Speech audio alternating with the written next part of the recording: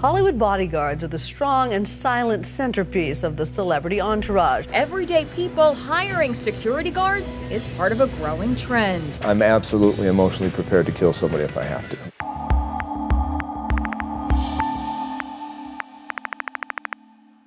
Bodyguards. For most of us, they're nothing more than gigantic, sometimes well-dressed dudes we see walking behind celebrities. Or they're the only thing keeping you from getting an autograph from Lady Gaga. But the bodyguard business is booming, and it's not just famous rich people who are hiring personal security. It's the boring ones too. I hired a security guard to come protect me while I do my Craigslist exchange. And for people who want a bodyguard but think that they're too inconvenient to book, there's an app for that. A new app named Bond wants to provide on-demand protection. But the boom has specifically happened in places like New York or Hong Kong, cities that have recently had massive protest and political unrest. The bodyguard schools in China say they can't churn out enough students to keep up with the demand from all of the country's newly minted millionaires. Because around the world, the bodyguard boom also goes hand in hand with growing inequality. As we all know, the rich are getting richer, and the rest of us are getting increasingly disgusting to them, or at least terrifying. So whether or not the growing demand for personal security is a good thing depends on who you're asking. Because hey, it is good news for bodyguards. A highly qualified executive protection agent, they'll make anywhere from $100,000, they can make over $200,000 easily. Bodyguards have bills too, which I'm guessing includes a huge budget for sunglasses. The top executive protection agents serving Bollywood's biggest stars can earn more than $300,000 a year. Russian President Vladimir Putin has rewarded his bodyguards with land and power. Though, if a bodyguard gets too successful, presumably they're gonna need bodyguards of their own, which could easily end up as a multi-level marketing thing with everyone protecting each other. But hey, it's not all six-figure salaries and entering the Russian aristocracy. The average pay for bodyguards in the US is pretty middling. And according to job listings and recruitment sites, bodyguarding can pay as little as minimum wage. The rise of gig economy personal security is just a new example of the two powerful yet contradictory forces the industry is often fighting against. Rich people's hatred of feeling unsafe and rich people's hatred of paying full price for labor. But if you're banking on a bodyguard being willing to take a bullet for you, they'd probably be much more likely to do so if they had, I don't know, health insurance? But that's just a guess. What do I know?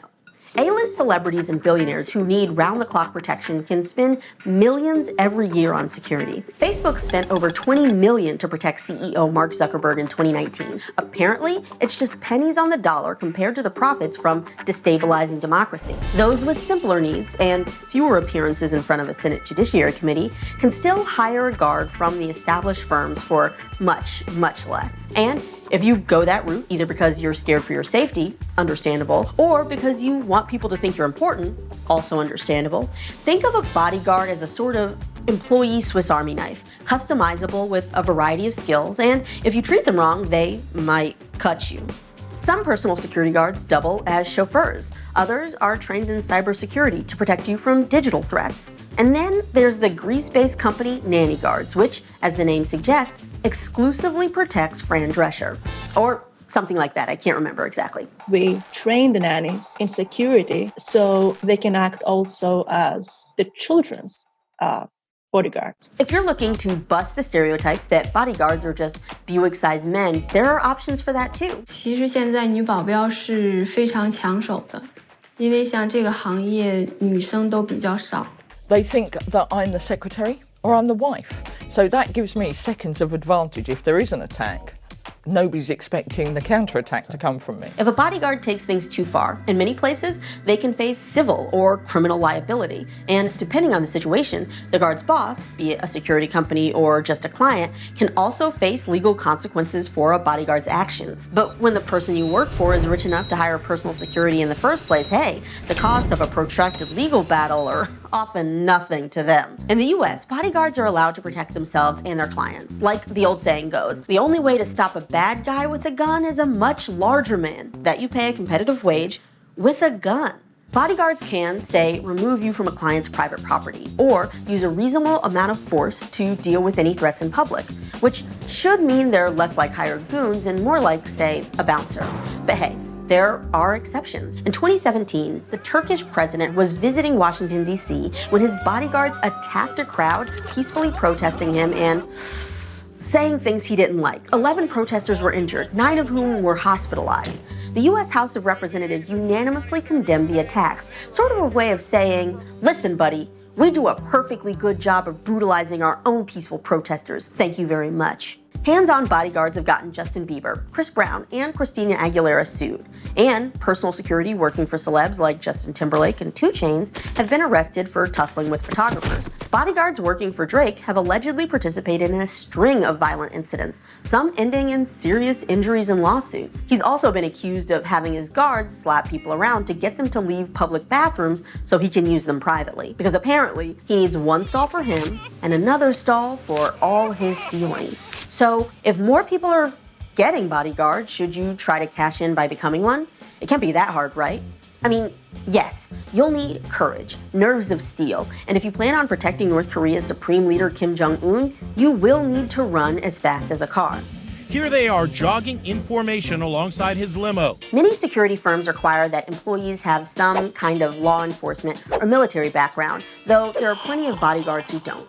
But in most places, you'll at least need one form of general security guard license or certification, because it turns out bodyguards are just a special kind of security guard that, you guessed it, guards bodies. Requirements differ from place to place. In the US, each state and even some cities have their own rules for guards, but you might have to pass a background check, take a written test, complete a certain number of training hours, and if you so choose, you'll need a firearms course and any applicable gun permits. If getting certified seems complicated, it might be because, despite what we've seen in pictures, being a bodyguard requires way more skills than just putting your finger to your ear and walking confidently behind someone. Gun front!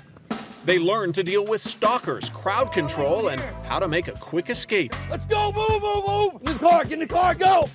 There are schools and training programs lasting anywhere from a week to over a month that teach defensive and evasive driving, how to scan crowds for potential threats, how to sweep cars and buildings for explosives, and, I'm hoping, how to scare people away by barely peeking over your sunglasses.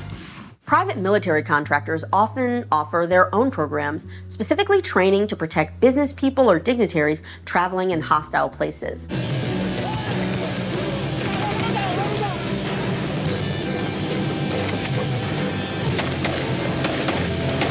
But at the heart of the job is always the simple mandate: protect the client at any cost, whether that be from kidnappers, overzealous fans, or someone who read Catcher in the Rye too many times. Sadly, despite the action-packed training, if you're good at bodyguarding, you shouldn't actually get into too many fights or shootouts. Your job, in case of a threat, is covering your client's ass and retreating like a little bitch.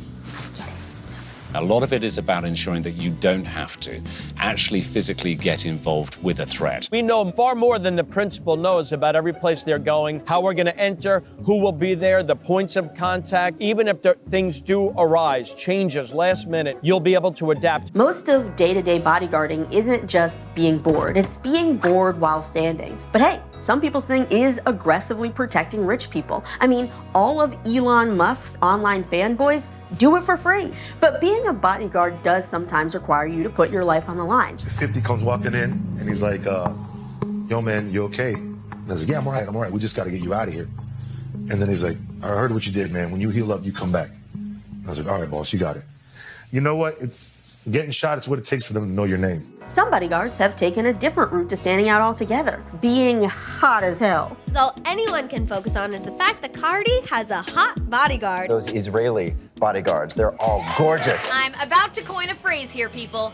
Bodyguard. But apparently, some celebrities took this too far. Reportedly, Britney Spears and Kris Jenner have been sued by bodyguards who allege some form of sexual harassment. For most of us, the growing personal security industry is just a looming, unsettling symptom of a highly inequitable world in chaos. The only thing we can do to help all the hardworking bodyguards out there is ensuring that they stay in demand by keeping rich people from ever getting too comfortable. And if you're like me, and your dream is just to have one of those cool earpieces, turns out you don't have to go through all the trouble of becoming a bodyguard to get one. Coast is clear.